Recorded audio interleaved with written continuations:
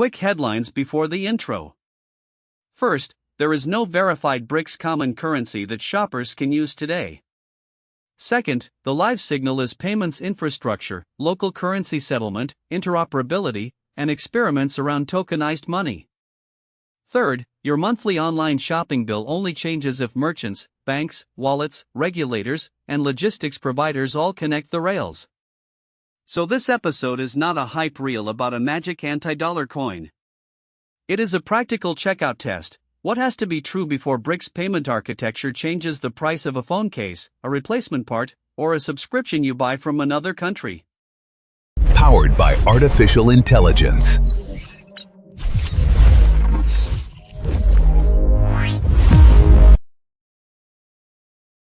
The clean version of the story is simple: separate the currency headline from the payment rail reality.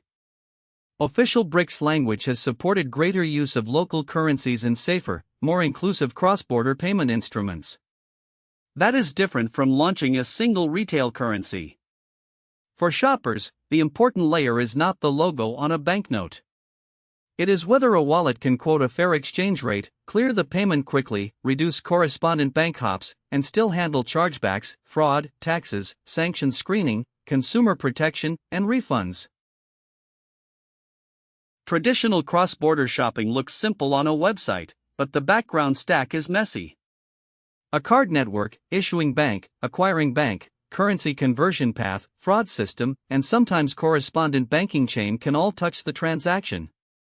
Each layer has a fee or risk premium.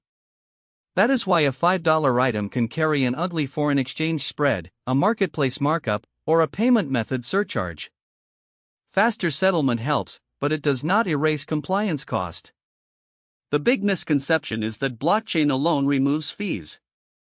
In reality, trust, liquidity, and regulation are the expensive parts. The most defensible frame is interoperability. BRICS governments and business groups have discussed ways to settle more trade in local currencies and reduce dependence on a single reserve currency route. Meanwhile, the BIS Project Agora shows a parallel global trend. Tokenized central bank reserves and tokenized commercial bank deposits are being tested for wholesale cross-border settlement.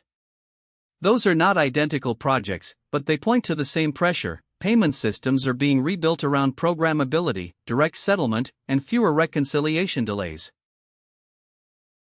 Imagine buying electronics from a marketplace that sources from India, China, Brazil, or the Gulf. A BRICS-style payment rail could matter if your wallet can pay in your local currency, the merchant can receive their preferred currency, and the settlement path avoids unnecessary dollar conversion. But the merchant will not pass savings to you unless the new rail is cheaper, reliable, and widely used. The test is boring but decisive: checkout acceptance, refund speed, dispute handling, transparent FX, and fraud rates. The risks are just as important as the promise. A fragmented cross-border payment network can become another layer of complexity instead of a cleaner checkout.